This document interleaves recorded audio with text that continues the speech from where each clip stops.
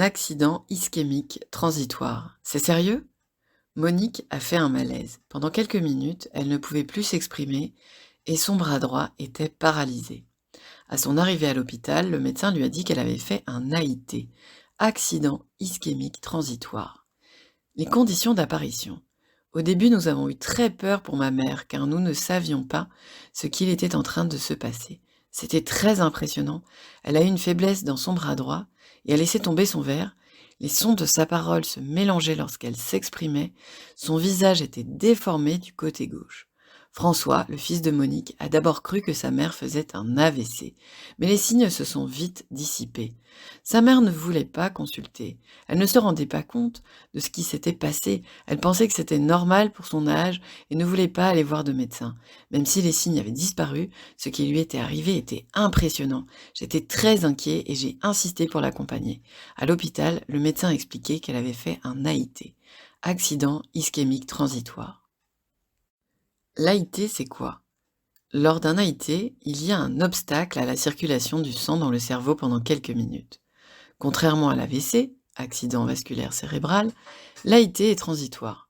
Quelques heures après l'accident ischémique transitoire, il n'y a pas de lésion visible à l'imagerie cérébrale, mais cela ne veut pas dire qu'il n'y a pas de séquelles. Pour reconnaître un AIT, les signes de l'AIT sont les mêmes que ceux de l'accident vasculaire cérébral, AVC, mais ils disparaissent en quelques minutes ou quelques heures. La personne qui a fait un AIT peut présenter un seul de ces signes, ou quelques-uns.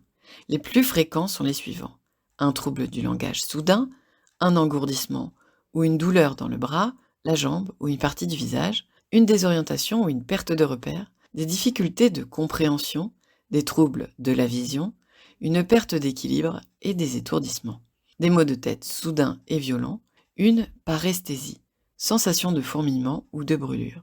Il peut exister d'autres signes. Les conséquences de l'AIT. Même si les symptômes de l'AIT ne durent pas, il ne faut pas les prendre à la légère. En effet, les risques d'AVC sont très élevés dans les heures ou les jours qui suivent un AIT. L'AIT est donc une urgence vitale au même titre que l'AVC. Il est donc important d'appeler les secours dès que possible, le 15, le SAMU ou le 112, numéro de secours européen, et d'indiquer précisément les signes observés. De plus, même si les signes principaux ont disparu, il peut cependant rester certaines séquelles. Certaines personnes peuvent continuer à présenter de la fatigue, des troubles de la concentration, des difficultés à trouver leurs mots. Gilbert vit seul.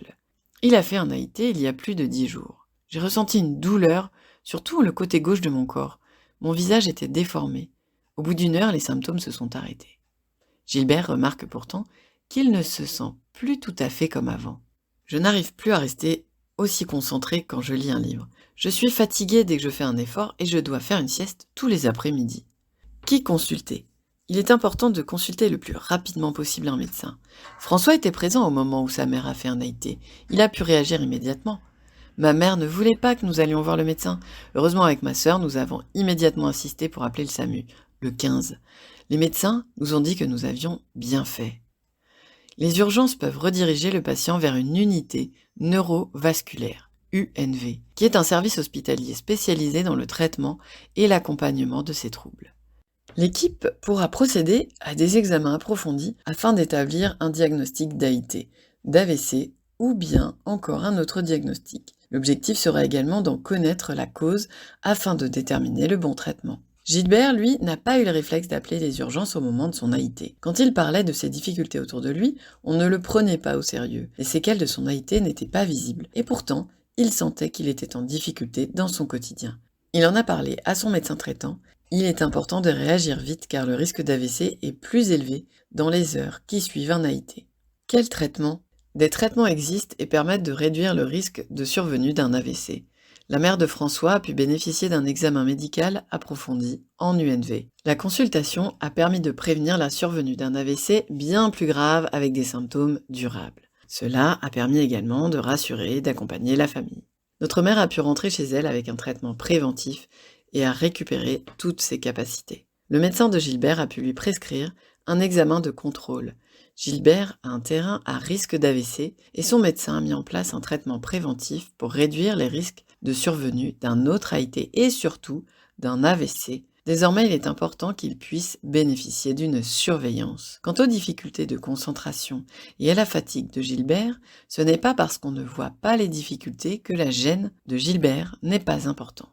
Son médecin a pu lui prescrire un bilan chez un kinésithérapeute et un orthophoniste. Ce dernier, spécialiste des troubles de la communication et du langage, peut évaluer les difficultés, même légères, qui font suite à un AIT et proposer une prise en soin de ces troubles qui provoquent une gêne importante dans son quotidien.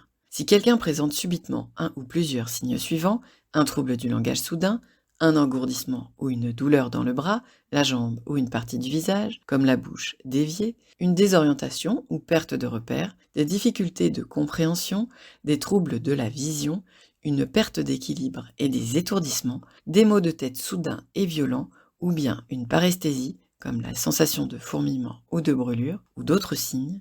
Même si ces signes semblent passer au bout de quelques minutes ou de quelques heures, il est essentiel d'appeler le 15 ou le 112 ou de consulter un médecin le plus rapidement possible, afin de prévenir la survenue d'un AVC, accident vasculaire cérébral.